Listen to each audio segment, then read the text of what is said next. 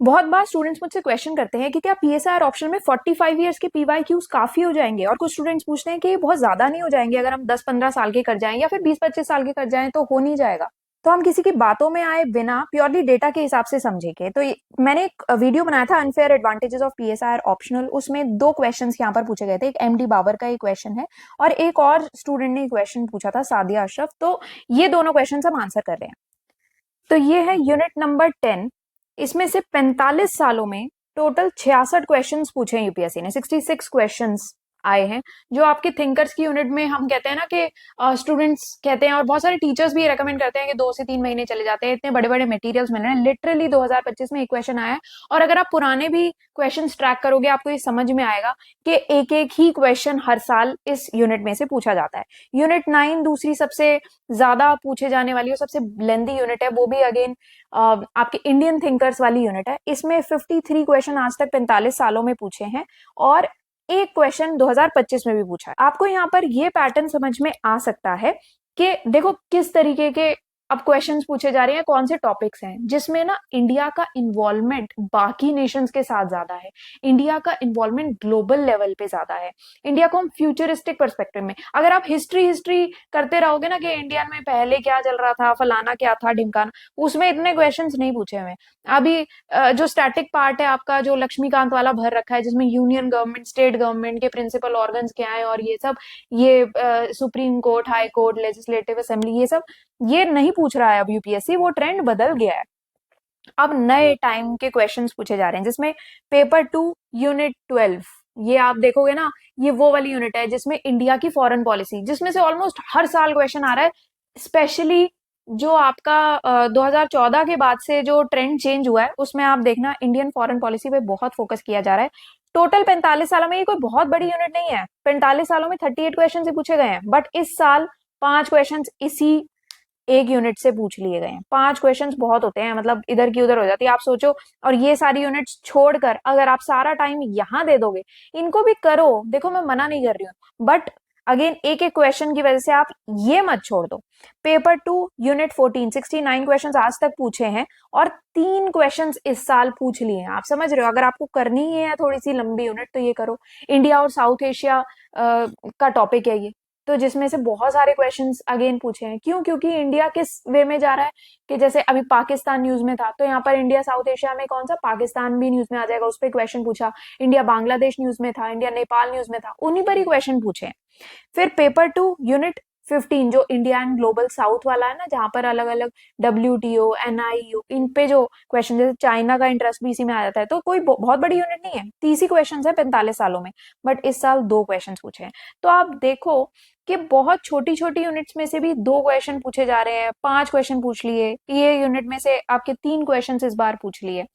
तो अभी क्या हो रहा है ना, 45 इयर्स के जो पीवाईक्यूज होते हैं, एक तो वो सारा कुछ ही कवर कर लेते हैं। अगर आप बोलोगे कि क्या हम 10-15 साल के क्वेश्चंस कर लें, पुराने क्वेश्चंस करने में क्या होता है, देखो जैसे अभी जो लेटेस्ट क्वेश्चन है उसमें टॉपिक वही रहेगा आपका। मान लो इंडिया और यूएसए के बारे में हम बात कर रहे हैं, तो टॉपिक तो वही रहेगा। बट क्या होता है कि न्यूज में अगर कुछ चीज आ जाती है, तो जस्ट एक आपका जो क्वेश्चन का फॉर्म है वो चेंज हो जाएगा, बट ओवरऑल थीम वही रहेगी। जैसे कि जो 1992 में चलती आ रही थी थीम इंडो यूएस रिलेशंस की, फिर उसके बाद 94 में कुछ और क्वेश्चन आ जाएगा, अगेन यूएस का जापान के साथ ट्रेड। तो ये सारे जो टॉपिक्स है ना और उसके जो एस्पेक्ट्स हैं, वो आपके छूट जाएंगे। इस वजह से 10-15 साल या 20-25 साल से नहीं हो पाएगा। 25 साल के कर लेते हो फिर भी आप एक बेटर एरिया में जरूर खेलोगे, बट 45 साल आप सोचो ना खुद से कि इतना बड़ा टाइम है और इतना ज्यादा भी नहीं है। अगर आप ये सोचोगे कि हम कितना टाइम वेस्ट कर देते हैं बाकी सारे क्वेश्चन पे, देखो सिंस ये क्वेश्चंस जो है ना वो रिपीट होते हैं, ठीक है, तो चांसेस बहुत हाई होते हैं कि आप बुल्स आई हिट कर दोगे। अगर ना हिट होना तो एटलीस्ट आपकी थीम तो हिट हो ही जाएगी। ऐसा नहीं होगा कि आपको कुछ आता ही नहीं है।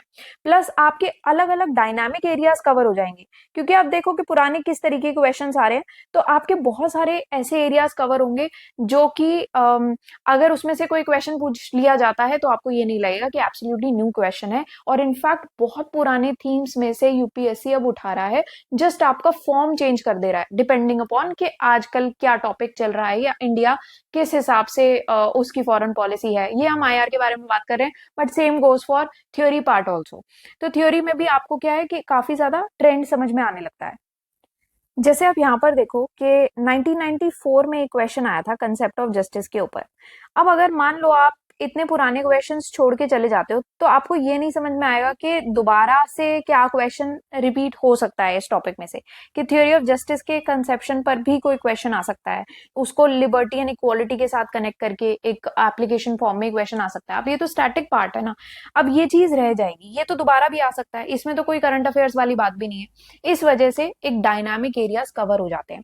फिर 45 ईयर्स से ना आपको एग्जैक्ट डेप्थ भी पता लगती है, साथ में ट्रेंड तो पता लगता ही है, वो तो ऑब्वियस हो गया कि जैसे 2014 से मैं आपको बता रही हूँ ना कि किस तरीके से ट्रेंड बदला है। 2014 से पहले का एक सर्टेन ट्रेंड था, तो आपको क्या ट्रेंड्स समझ में आते रहते हैं, बट उसके साथ साथ जो एग्जैक्ट डेप्थ है ना वो समझ में आ जाती है। जैसे अभी के लिए मैं आपको ये बता सकती हूँ फॉर श्योर कि जो आईआर में जो करंट अफेयर्स वाले टॉपिक्स है ना जो यूपीएससी पूछता है, वो ऐसा नहीं है कि कोई बहुत ही अलग सा और नायाब सा कोई करंट अफेयर्स का टॉपिक लेके आता है। नो, करंट अफेयर्स के टॉपिक सिर्फ वो रहते हैं जो बिल्कुल ही हॉट बर्निंग न्यूज के टॉपिक्स चल रहे होते हैं और जो जिसके बारे में ऑलमोस्ट सब लोग जानते होते हैं, तो वही आईआर में आ जाता है।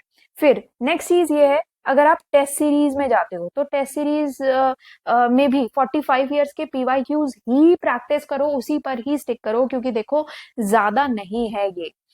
आप देखो कि अगर आप इतनी सारी बुकलेट्स लेके आते हो, जो येलो बुकलेट्स अवेलेबल होती है मार्केट में, या इतने बड़े बड़े उसमें पूरी कहानियां लिखी हुई हैं, जो कि हमें पीएचडी करनी भी नहीं है, हमें सिंपल एक यूपीएससी का एग्जाम क्लियर करना है, तो अगर आप वही 45 इयर्स की बुकलेट पर स्टिक करते हो तो आपके चांसेस ज्यादा रहेंगे।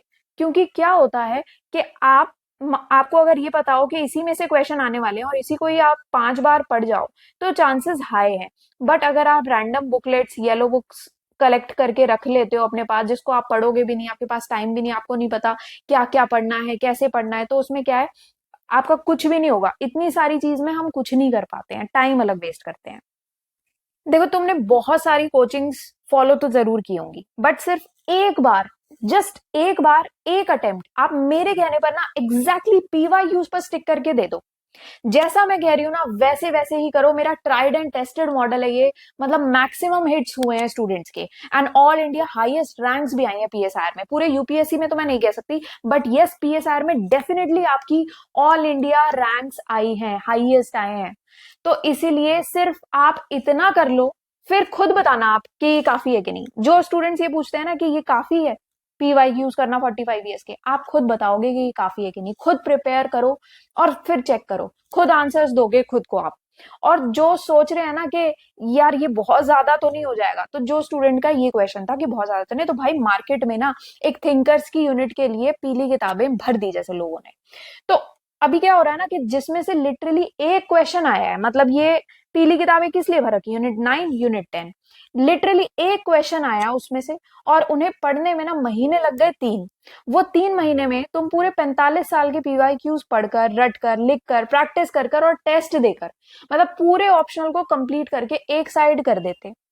तो it's not too much. Time utilize करो, सही जगह टाइम इन्वेस्ट करोगे, कभी भी आपको टू मच नहीं होगा।